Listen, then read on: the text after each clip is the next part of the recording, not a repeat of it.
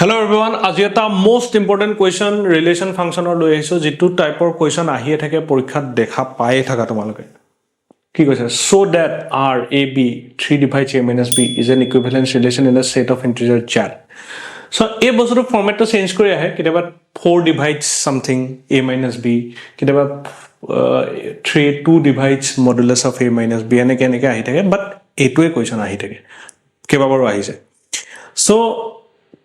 এটা তোমাক কৈছে যে so that r this is an equivalence relation দেখাব লাগে equivalence relation কি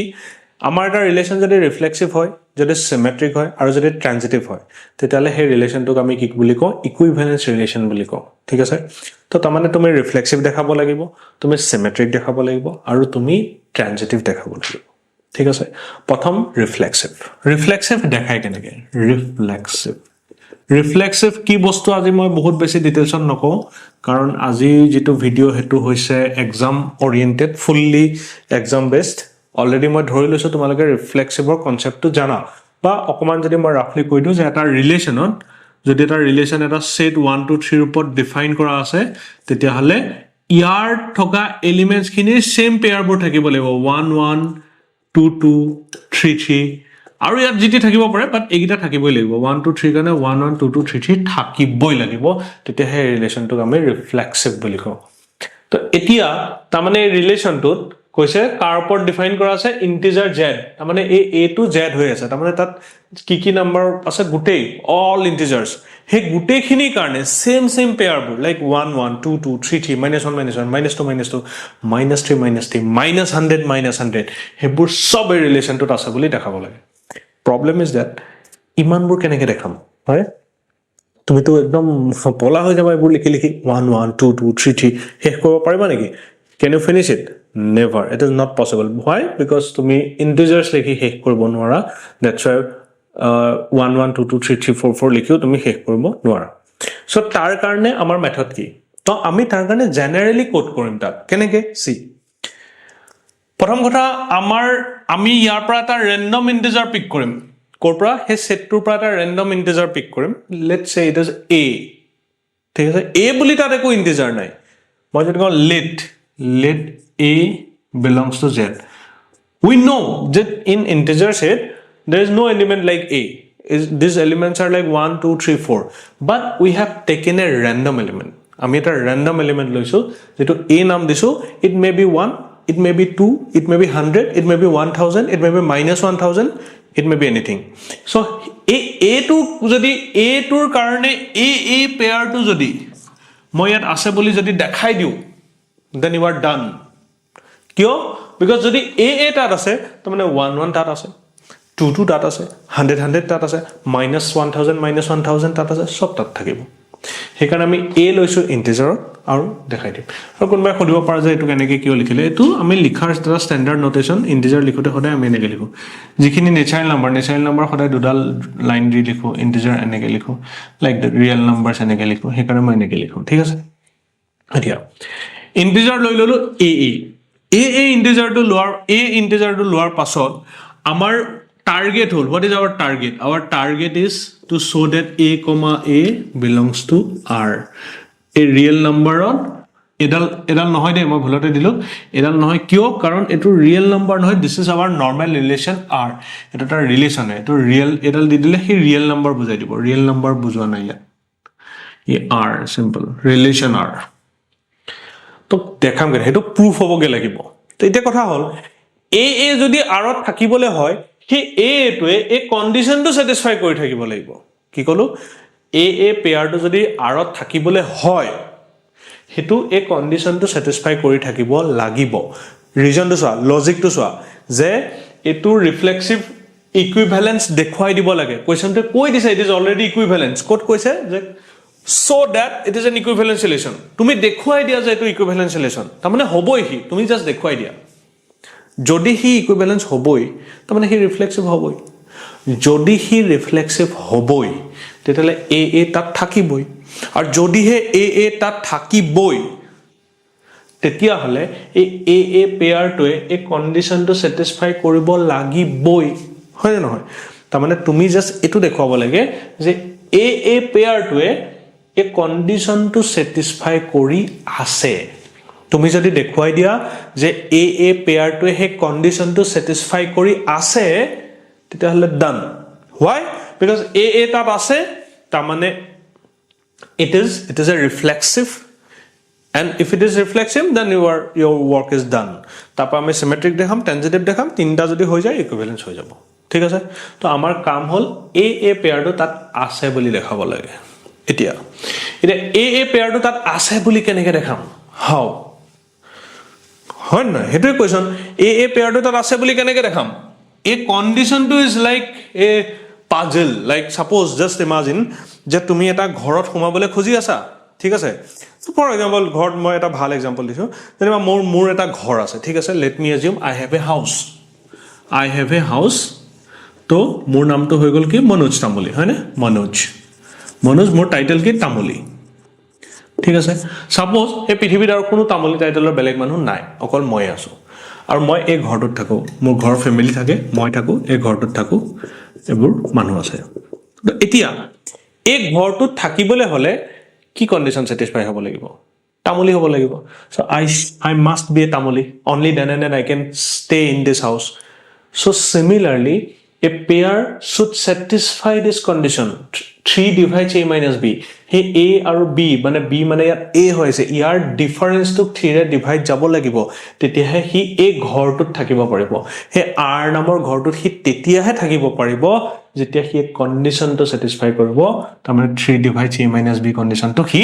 স্যাটিসফাই কৰিব তেতিয়া হি তাত থাকিব পাৰিব লাইক মই তামুলী হলে হে ইয়াত থাকিব পাৰিম হয় সো তেনেকুৱা কথা সো মই দেখাই দিম যে হি এটো স্যাটিসফাই কৰে কেনেকৈ সি a minus b 3 ৰে ডিভাইড যাব বুলি দেখাব লাগে তো মোৰ a আছে না let a belongs to z we know আমি জানো কি জানো we know a minus a equal 0 a আৰু a difference 0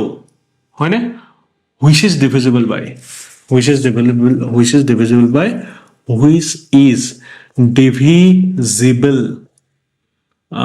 বা ঠিক আছে which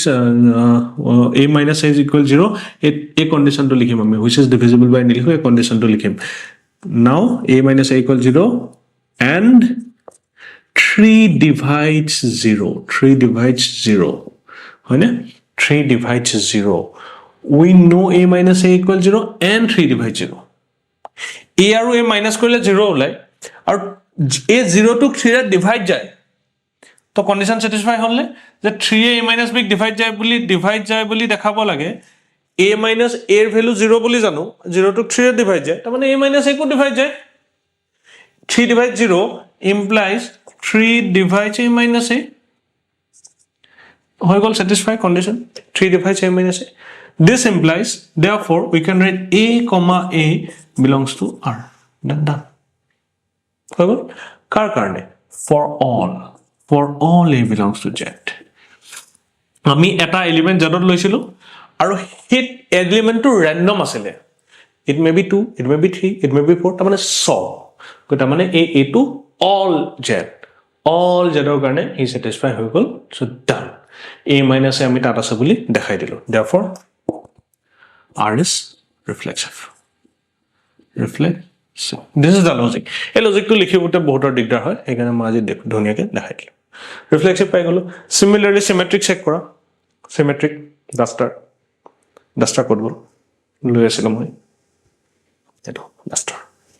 ওকে এটা আমি symmetric চাম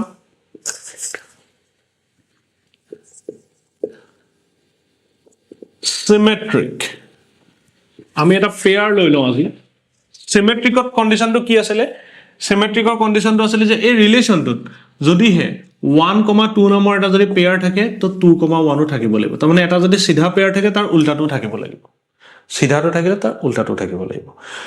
ইয়াৰ লগত কি কানেক্টেড নহয় হি এটাই কৈছে যে যদি হে তোমাৰ 1 2 দেখিছা 2 1 ও তাত দেখিব লাগিব যদি 2 3 দেখিছা 3 2 তাত দেখিব লাগিব হে দুইটাই যদি হেখিনি যদি উল্টা খিনি যদি আছে দেন ডান হে ৰিফ্লেক্ট হে সিমেট্ৰিক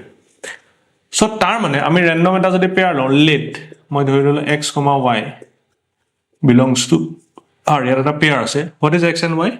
হে x and y খিনি কিহৰ এলিমেন্টস হয় these are elements of z x, y r ত আছে বুলি মই ধৰি লৈছো লৈছো ধৰি লৈছো যদিহে হি আৰত আছে তাৰমানে হি কণ্ডিশ্যনটো স্যাটিসফাই কৰি আছে therefore 3 divides x minus y হয়নে মই যদি কওঁ মই হে ঘৰটোত আছো বুলি তাৰমানে মই তামুলি মই ঘৰটোত আছো মানে মই তামুলি x minus y আৰত আছে তাৰমানে হি হে ৰুলটো ফলো কৰে তাৰ 3 divides x minus y খালি তুমি চাব লাগে যে y minus x হে ঘৰটোত আছে নাই বা হে ইয়াৰ এলিমেন্টছ হয় নহয় তাৰ কাৰণে তুমি চাব লাগিব y minus x ৰ ডিফাৰেন্সটো 3 ৰে ডিভাইড যায় না যায় হে বস্তুটো চাব লাগে 3 divides x minus y now question is that y minus x ক 3 ৰে ডিভাইড যায় নে definitely 3 divides y minus x 3 divides ইয়াৰ পৰা যদি মই মাইনাস এটা কমন লওঁ 3 divides x minus y মানে 3 divides this মাইনাস এটা কমন ললে বস্তুটো একেটাই হৈ আছে গতিকে আমি লিখিব পাৰো 3 divides directly y minus x লিখি দিব পাৰো এটা কোনবাই খুদিব পাৰা যে মাইনাসটো কৰ পৰা উঠি গল এটো কোনো লাইন সলভ কৰি থকা নাই মই জাস্ট লজিক দি আছো যে মই যদি লিখিছো 3 divides minus 6 মই লিখিব পাৰো 3 divides 6 it is a logic যে হি যদি minus 6 ক ডিভাইড কৰিছে 6 ক ডিভাইড কৰিছে এটো নহয় কি মাইনাসটো কোড হেৰাই থাকিলে এটা হিবলে এটো নহয় ইট ইজ এ লজিক যে এনেকুৱা কথা যে মই যদি কুঠাৰখন লৈ যদি মই বহুত হকত গছ এজোপা যদি ফালিব পাৰো তাৰমানে মই সৰু গছ এজোপা ফালিব পাৰো ইটস এ লজিক হয়নে 3 divides minus 6 3 divides 6 so basically আমি পাই গলো 3 divides y minus x তাৰমানে therefore ইয়াৰ পৰা যদি উল্টা কৰো y minus x belongs to r see x y r আছিল তাৰ পৰা আহি গল y x belongs to r এটা therefore r is symmetric therefore r is symmetric হৈ গল r is symmetric done ঠিক আছে তো নেক্সট ট্রানজিটিভ কি বস্তু ট্রানজিটিভ হৈ গল ট্রানজিটিভ কি কৈছে transitive what is transitive is saying transitive কয় যে যদি হে 1 2 নম্বৰ এটা এলিমেন্ট আছে ই যেটো শেষ হৈছে হিট শেষ কৰাটো স্টাৰ্ট কৰা আৰু এটা জনিবা আছে কিবা এলিমেন্ট তেতিয়া হলে এই ফাৰ্স্ট আৰু থাৰ্ড টু তাত থাকিব লাগিব তাৰ মানে কি কলো যে ট্ৰানজিটিভে কয় এটা ৰিলেচনত এটা পেয়াৰ যদি তুমি দেখিছা হে পেয়াৰটো যেটো নম্বৰে শেষ হৈছে হে শেষ হোৱা নম্বৰটোৰে স্টাৰ্ট হোৱা আৰু এটা পেয়াৰ যদি তুমি দেখিছা তেতিয়া হলে দুটা পেয়াৰ লৈ লোৱা আৰু ইয়াৰ ফাৰ্স্ট এন্ড থাৰ্ড এলিমেন্ট লগাই নতুনকে পেয়াৰ এটা বনোৱা আৰু সোৱা যে হে পেয়াৰটো তাত আছে নাই যদি আছে ইট ইজ ট্ৰানজিটিভ আৰু হেতু সবৰ কাৰণে হ'ব লাগিব যিমান তাত এলিমেন্টছ আছে ৰিলেচনটোত সবৰ কাৰণে হ'ব লাগিব সেই কাৰণে আমি দুটা পেয়াৰ লৈ লওঁ কেনেকে let xy belongs to r and condition কি যে যেটোৰে শেষ হৈছে হেতুৰে স্টাৰ্ট হোৱা পেয়াৰ ল'ব লাগিব yz belongs to r আৰু তাত xyz বোৰ কি আছিল xyz বোৰ আছিল where xyz are integers বা অথনি নিচিনা লিখা নিচিনাকে যদি মই লিখো belongs to z xy belongs to r তাৰ মানে তুমি ক'ব পাৰা 3 divides a x minus y কিয় কাৰণ মই কৈছো x minus y ইয়াত আছে তাৰ মানে হি কন্ডিশনটো স্যাটিসফাই কৰি আছে অথনি যেনেকে মই হে ঘৰটোত আছো তাৰ মানে মই তামুলি এই ঘৰ এই এলিমেন্টস টু তাত আছে তাৰ মানে হি কন্ডিশনটো স্যাটিসফাই কৰি আছে 3 divides x minus y similarly and y minus z আছে তাৰ মানে হি কন্ডিশন স্যাটিসফাই কৰি আছে তাৰ মানে 3 divides y minus z condition satisfy কৰি আছে এতিয়া কথা হল কি এই দুটা কম্বাইন কৰি দিয়া কম্বাইন 1 and 2 এটো সাপোজ 1 দি ললো এটো সাপোজ 2 দি ললো from 1 and 2 মই লিখিব পাৰো নে 3 divides x minus y plus y minus z তাৰ মানে এটা নাম্বাৰ যদি 3 এ ডিভাইড কৰি আছে 3 divides যেনিবা মই তোমাক কলো divides 6 আৰু মই যদি কলো 3 divides 9 তো এই দুটা প্লাস কৰি দিলে হি 3 divides হ'ব না 3 divides 6 plus 9 লিখিব পাৰো নে যদি 3 এ 6 ক ডিভাইড কৰে 3 এ যদি 9 ক ডিভাইড কৰে এই দুটাৰ এডিশনটো 3 এ ডিভাইড কৰিব নে ডেফিনেটলি কৰিব হেতু মাল্টিপ্লিকেশনৰ হেতু ডিভিজনৰ হেতু এটা আমাৰ প্ৰপাৰ্টি হয় যে এটা নাম্বাৰ যদি 3 এ কিবা এটা নাম্বাৰ ডিভাইড হৈ আছে এটো যদি হে নাম্বাৰটো আকৌ ডিভাইড হৈ আছে দুটা এডিশনটো ডিভাইড হৈ থাকিব so দুটা প্লাস কৰিলো 3 divides this minus y plus y কটা গল তুমি লিখিব পাৰ 3 divides x minus z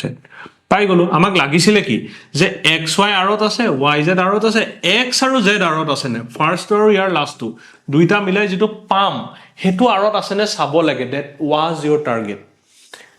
পাই গ'লো চি xz আছে xz এ সেই কণ্ডিশ্যনটো ছেটিছফাই কৰি আছে 3 divides x minus z therefore x z belongs to R for all x z belongs to z and the capital letter Z therefore R is transitive R is transitive এটা আমি R reflexive পালো R symmetric পালো R transitive পালো লাষ্টত conclusion দি দিয়া R is reflexive R is symmetric R is transitive hence R is an equivalence relation one of the most important question মই দেখাই দিলো ঠিক আছে এনেকুৱা এটা question আহে পৰীক্ষাত সো চাই যাবা মাৰ্কস পোৱাৰ চান্স আছে ওকে ঠিক আছে